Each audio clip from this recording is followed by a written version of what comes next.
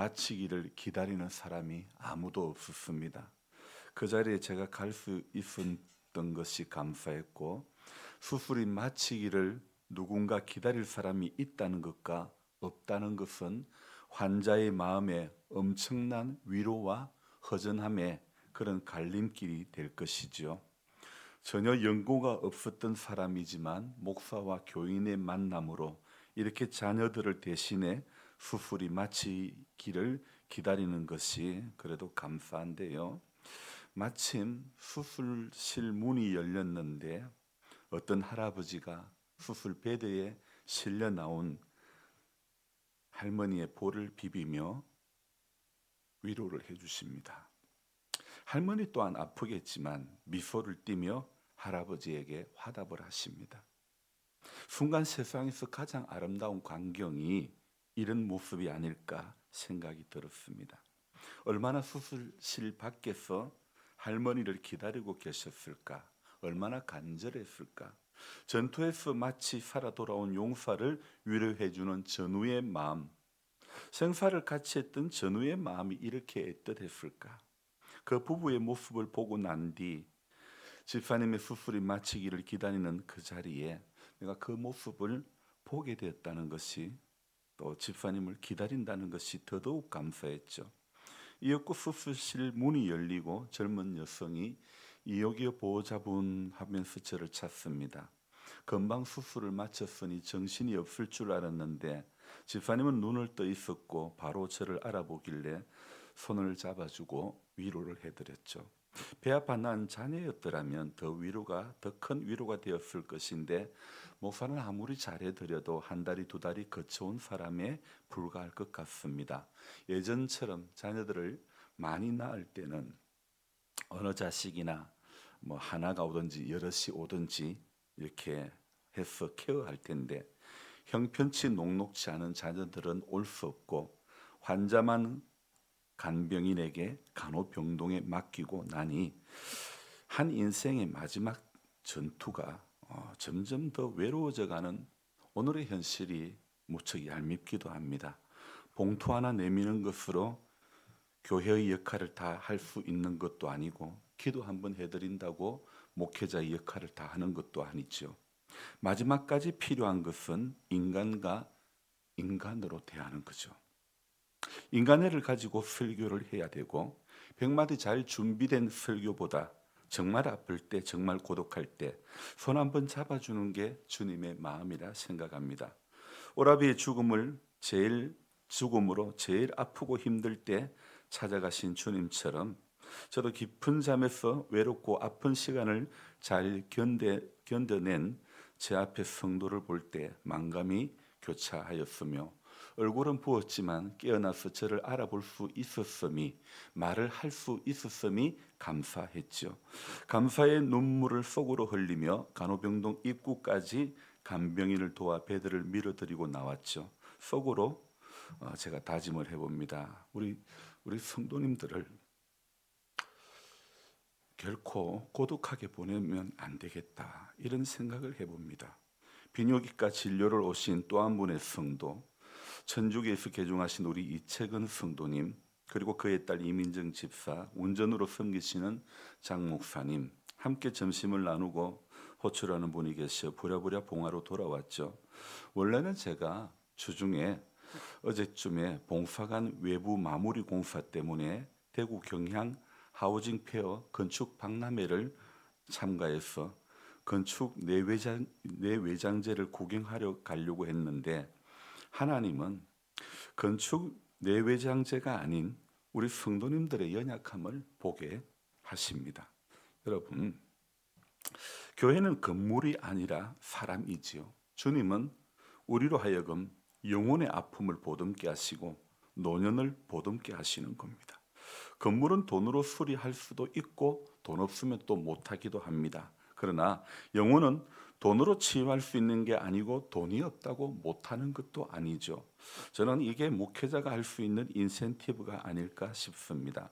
세상은 뭐든지 돈으로 다 할 수 있을 것 같이 떠들어대지만 목회는 돈이 없어도 따뜻한 가슴이 있으면 되고 영혼을 향한 하나님의 말씀이 준비되어 있으면 되고 중보 기도의 무릎이 있으면 된다는 것에 감사할 뿐이죠. 물론 말씀으로 영혼을 세워가는 것이 목회자의 길이기 때문에 오늘 새벽에도 여전히 성경을 읽어가는데 특별히 이 예레미야 23장의 말씀에서는요 수도 없이 반복되고 있는 말씀이 어떤 말씀이냐면 여호와의 말씀이니라. 오늘 우리가 23장 시작하는 1절도 보면 여호와의 말씀이니라. 내 목장의 양떼를 멸하며 흩어지게 하는 목자에게 화 있으리라. 이렇게 1절부터 시작해서 무려 15번이나 여호와의 말씀이니라, 여호와의 말씀이니라 그렇게 하고 있고요. 그리고 이렇게 32절까지 그렇게 15번이나 반복되고 있고 9절은 약간 다르게 표현하고 있는데 여호와와 그의 그 거룩한 말씀 때문이라 이렇게 표현하고 있죠. 총 16번이고 그리고 33절부터는요. 어떤 말씀이 또 반복되고 있냐면 7번이나 음중한 말씀이라. 음중한 말씀이라. 33절 2번, 34절, 36절, 그리고 38절, 39절 계속해서 38절에 2번 또 나오죠. 계속해서 엄중한 말씀이라 7번이나 이렇게 반복하고 있습니다. 왜 하나님의 말씀이 이 8절의 말씀에서 7번이나 엄중한 말씀이라고 반복을 하고 있는 것일까요? 왜 이렇게 표현을 하고 있는 것일까요?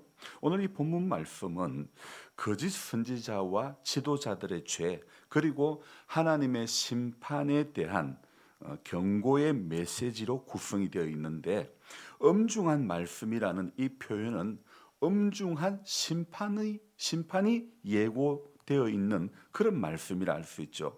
우리는 여기에서 엄중한 말씀이라고 하는 이 표현에서 하나님의 말씀은 반드시 진실해야 되며 이를 왜곡하거나 임의로 전하는 사람은 반드시 심판을 당하게 된다는 것을 알아야 되는 거죠.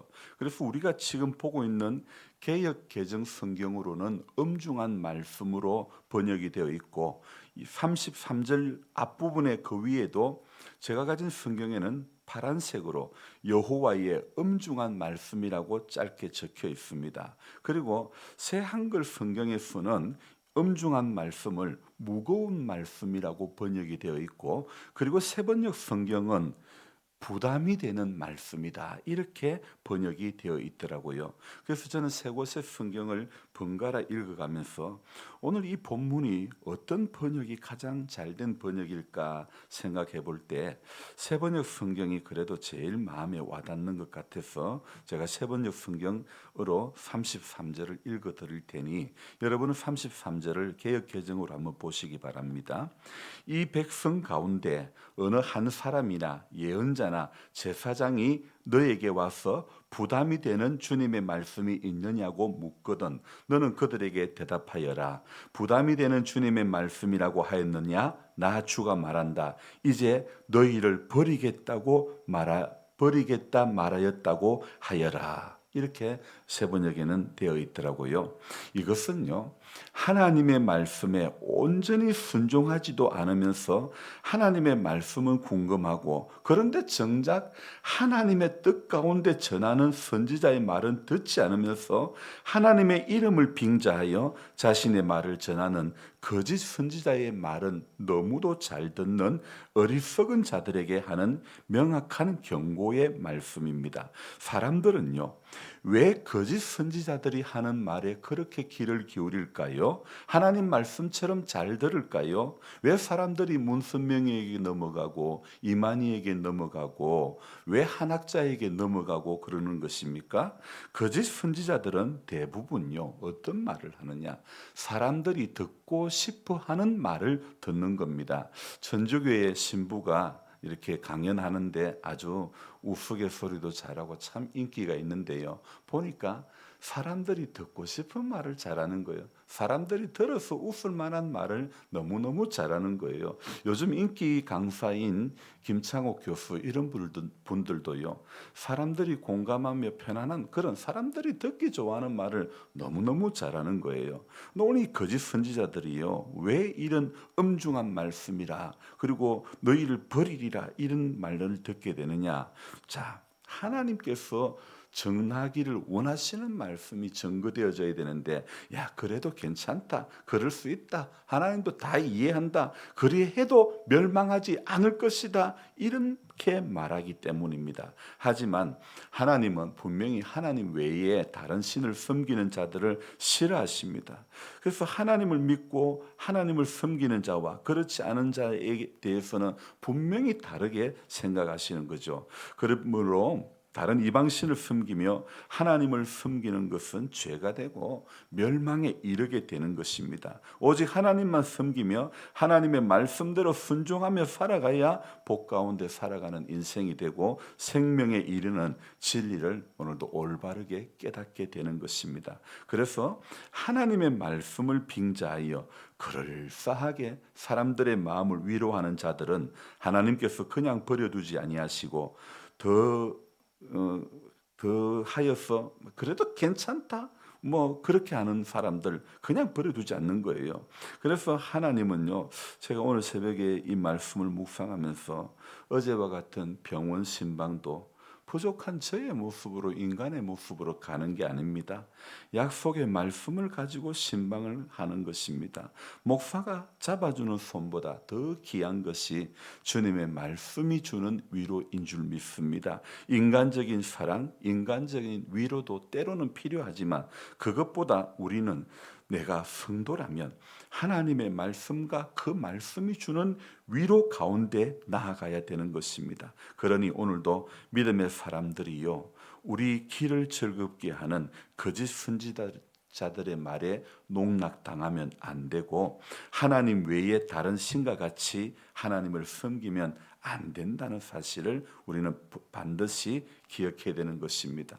그래서 교회 안에서 하나님의 말씀을 빙자하여 있는 자와 없는 자를 차별하고 은근히 대놓고 재물을 기이하게 여기는 문화를 만드는 것도, 그래서 임직을 할 때에도 평균 얼마 이런 문화, 참 하나님 보시기에는 엄청난 죄가 되는 거죠. 그래서 우리는 오늘도 하나님만 섬기며 하나님의 말씀만 귀하게 여기고 하나님의 백성으로서의 본분을 온전히 지키며 누가 참 선지자인지 누가 거짓 선지자인지 구별할 줄 아는 그런 그리스도인들이 되어야 되는 것입니다. 그래야 멸망이 아닌 영원한 천국 백성으로 살아갈 수 있는 것 아닙니까? 그래서 저와 여러분들이 오늘 예레미야 23장, 오늘도 사실은 저는 처음 발견한 거예요. 아니 이 장에서 왜 이렇게 여호와의 말씀이니라 여호와의 말씀이니라 무려 16번 17번 그리고 엄중한 말씀이라 7번이나 이렇게 반복하고 있을까?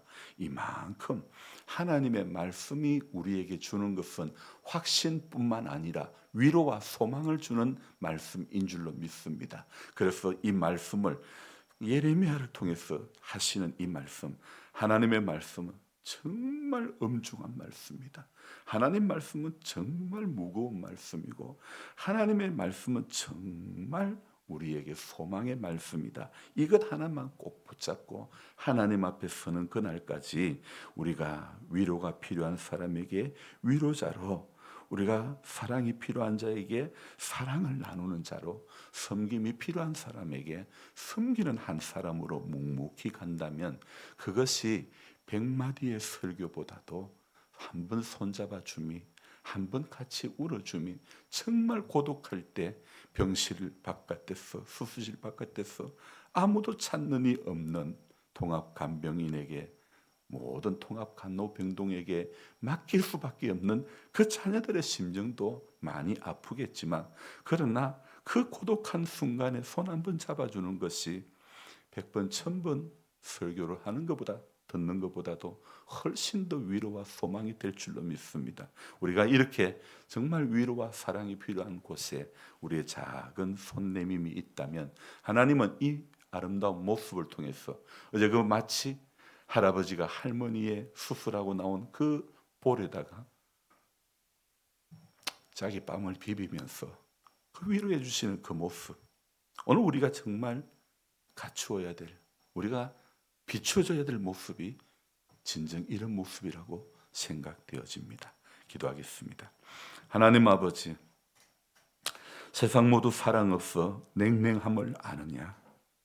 곳곳마다 탄식 소리 가득한 이 고독한 세상 속에서 심심하면 누가 고독사에서 죽었다더라, 이런 이야기들이 들리었고 우리 마을에도 그런 분들이 몇 분 있었습니다.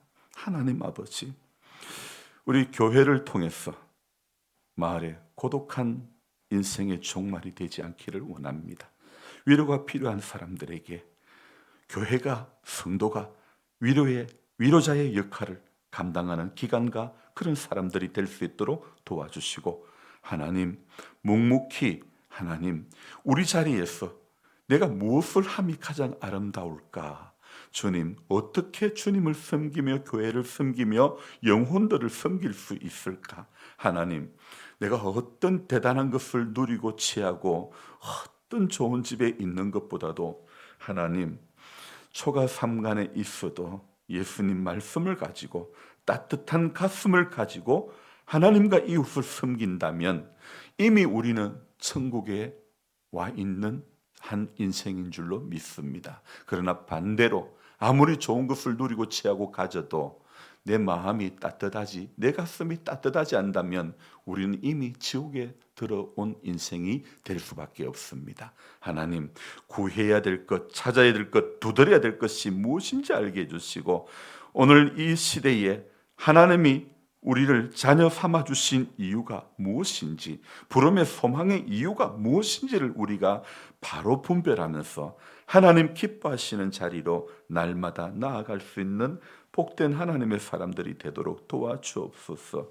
병실에 홀로 통증 가운데 있는 그 고통을 이기고자 몸부림치는 우리 이 집사님 불쌍히 여겨주시고, 왜 이렇게 가혹한 시련이 작년과 올해 벌써 두 번째 입원 생활을 하며 지내는지 모릅니다. 하나님, 고난이 클수록 받는 위로가 크게 해주시고 산 소망이 더욱더 뚜렷해질 수 있는 은혜가 있게 해 주시옵소서. 모든 약한 분들이 살아계신 하나님의 사랑 가운데 그 크신 하나님의 사랑, 하늘을 두루마리 삼고 바다를 먹물 삼아도 다 기록할 수 없는 하나님의 사랑의 길이와 깊이와 높이와 넓이를 오늘도 깨달아갈 수 있는 성도가 되게 도와주시고, 또 우리에게 감동 주시는 대로 가슴 따뜻한 사람이 되어서 하나님, 오늘도 누군가에게 외로움을, 그 고독함을, 그 허전함을 채워줄 수 있는 하나님의 사람 되게 도와주옵소서. 주님이 공생의 사역에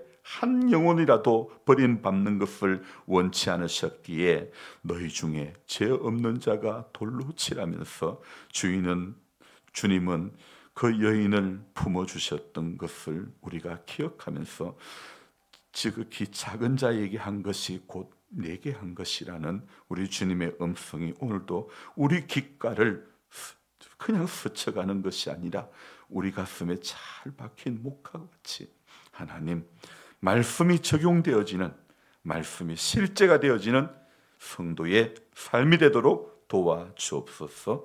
오늘 하루도 주님께 부탁드리며 주님 기뻐하시는 일을 잘 감당하며 하루를 살아갈 수 있도록 도와주옵소서. 감사를 드리며 예수님의 이름으로 기도드립니다.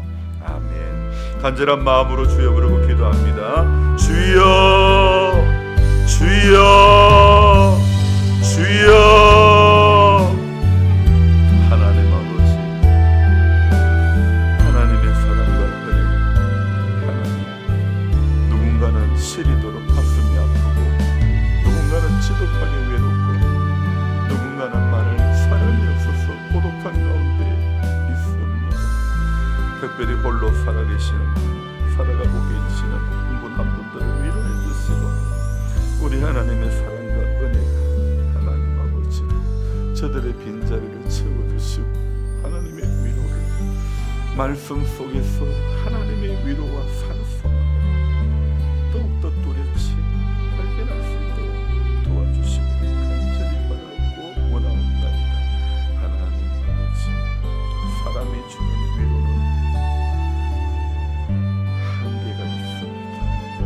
하나님이 주시는 위로 가운데 붙들림과 되게 해주시고 그래서 하나님 아버지 끊임없이 말씀 안에서의 교제가 이루어지게 해주시고 말씀으로 든든히 세워지며 이 고독함을 이 지독한 외로움을 주와 주의 복음의 말씀 때문에 이길 수밖에 없는 그런 길을 걸어갈 수 있도록 하나님 아버지 도와주시고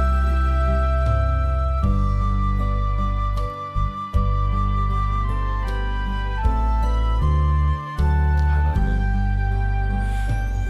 본질을 찾아가는 교회가 되게 해주시고 본질을 찾아가는 성도가 되게 해주시고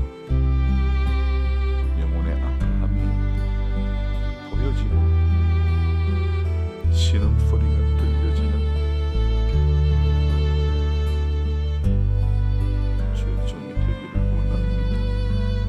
현실에 안주하며 보아야 될 것을 보지 못하고 들어야 될 것을 듣지 못하는 우리 스스로의 길이